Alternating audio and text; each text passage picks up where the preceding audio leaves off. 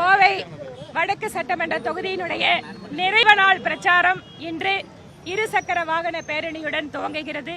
அதனை அன்பு சகோதரர் முன்னாள் மாநில தலைவர் திரு அண்ணாமலை அவர்கள் துவக்கி வைக்கிறார். கோவை மாவட்டம் முழுவதும் கடந்த முறை போலவே 10க்கு 10 என்கின்ற ரீதியிலே நிச்சயமாக தேசிய ஜனநாயக கூட்டணி வெற்றி பெறும். அதில் எந்த மாற்றமும் கிடையாது. ஏனென்றால் கோவை மாவட்டத்து மக்கள் யார் வளர்ச்சிக்காக வேலை செய்வார்கள், யார் மக்களுக்காக உழைப்பார்கள் என்பதில் தெளிவு பெற்றவர்கள். கடந்த 2 நாட்களாக கரூர் ரவுடி கும்பலின் வாயிலாக காவல்துறையை மிரட்டுவது, காவல் நிலையத்திலேயே ரகளை செய்வது, எதிர்க்கட்சி தொண்டர்களை அடித்து துவைப்பதுன்னு அராஜக ஒரு வெறியாட்டத்தை 2 நாட்களாக இங்கு கோயம்புத்தூரை கொள்ளையடிப்பதற்காக ஸ்டாலின் அவர்களால் அனுப்பப்பட்ட செந்தில் பாலாஜியினுடைய ஆட்கள் அரங்கேறிக் கொண்டிருக்கிறார்கள். கோவைக்காரங்க ரொம்ப அமைதியானவங்க தான். ஆனா அவங்க எல்லாத்தையும் பார்த்துட்டு தெளிவான முடிவு எடுப்பார்கள் நிச்சயமா. அதனால் 2500 ரூபாய், ஒரு சில தொகுதியில, தெற்கு தொகுதியில 5000 ரூபாய்.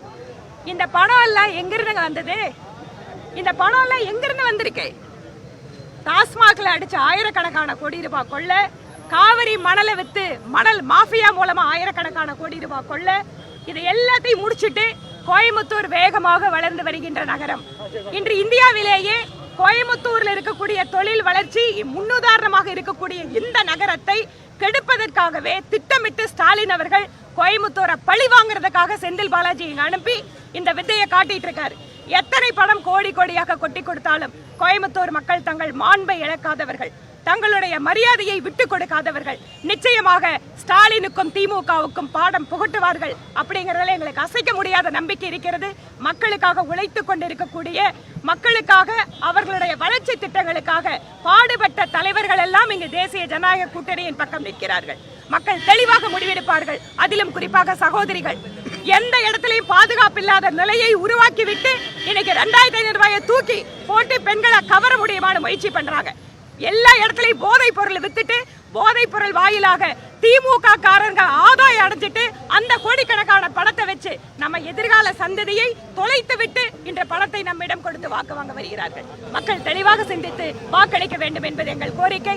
இந்த வாகன பேரணியை துவக்கி வைக்க வந்திருக்கின்ற அன்பு தம்பி அண்ணாமலை அவர்களுக்கும் இந்த நேரத்தில் தேசிய ஜனநாயக கூட்டணியினுடைய அத்தனை தேர்தல் குழு உறுப்பினர்கள் வாயில் அவர்களுடைய சார்பாக எங்களுடைய மனப்பூர்வமான நன்றியை தெரிவித்துக் கொள்கிறோம்.